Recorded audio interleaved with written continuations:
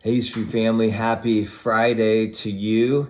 Man, I really hope and trust that this has been a great week for all of you. And believe it or not, it's crazy. We are in November of 2023. Anyway, time has both stood still this year and has flown by in a lot of different ways. And we've had to navigate a lot of different things as a church, as individuals. I can't even begin to know your own family dynamics and individual dynamics and all the highs and lows that you've had to maneuver. And often I feel like there's this question of knowing what to do next, being guided towards what is true and right. And as Jesus followers, we've been promised that we have a guide and someone that will comfort and declare what is right and true in us. I'm talking about the Holy Spirit. I'm talking about John 15 and 16. We've been spending time in this.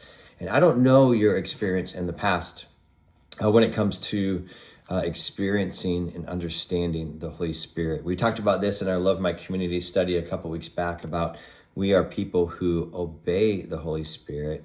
That comes from understanding and knowing who the Holy Spirit really is and expanding our comfortability with the gifting and power of the Holy Spirit. But Jesus continues to talk about the Holy Spirit. And so it's important for us to really dive in. I know we've talked about it a couple of different times, even just this week in our daily devotions about the power of the Holy Spirit. But there's some more promise here that Jesus gives us. I'm looking at John 16, in particular, verse 13. And Jesus is talking about, I have so many things that I need to impart upon you. Remember, it's the Last Supper. It's the night before his betrayal, and off to the cross he goes. And he's like, there's so much I need to tell you, but for sure I need to tell you these things. And he focuses in on the Holy Spirit. Check out verse 13. When the Spirit of truth, which is one of the words that Jesus uses for the Holy Spirit, when the Spirit of truth comes, he will guide you into all truth. For he will not speak on his own authority, but whatever he hears, he will speak. And he will declare to you the things that are to come. It continues on from there. But there's two promises in that verse alone that we as Jesus followers can receive and that are given to us through the Holy Spirit. The first word and the first promise is guide. Guide us in all truth. Another version or example of that is saying that he leads us into the truth so that we may know what is right and true in each moment. So the Holy Spirit guides us. That's a promise. The second one is that the Holy Spirit will declare the things that are to come. Another way to say that, he's going to announce the things that are to come so that we may discern and know what is good and right. And I don't know about you, but like this year we have needed to know the truth and to discern what our good next steps as a church family, as individuals, as family, my own family with Team Sniff.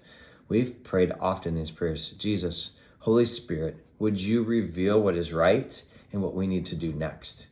And that's a great example of how to live our everyday life. If we are trusting and obeying the Holy Spirit, the promise is that the Holy Spirit will guide us into what is true, lead us into the way of truth, and will declare what are good and right next steps. What's super cool about this is that this isn't a new thing. All the way back in Psalm 25, there's a prayer from David. I'm looking at verse 5. And David is praying to God, just saying, lead me in your truth and teach me, for you are the God of my salvation, and for you I wait. And so all the way back then, King David, a man after God's own heart, is praying for guidance and for a declaration of what is right and true. And so for me, whether it's in the Old Testament or the New Testament, God is revealing himself. It was through the words and to Old Testament people, but for us, he's revealing his heart that he wants us to know the truth and to know what are good and right next things to do. So what's that mean for you and I today? Well, let's just pray this simple prayer, which is, Holy Spirit, will you guide me in truth today? And will you declare to me what are good and right things to do next? Maybe that might be too simple, but maybe that prayer helps us stay in tune with what the Holy Spirit's doing today, and maybe it might bring a good right next step for us. I hope you're doing well. I pray that you have a great weekend.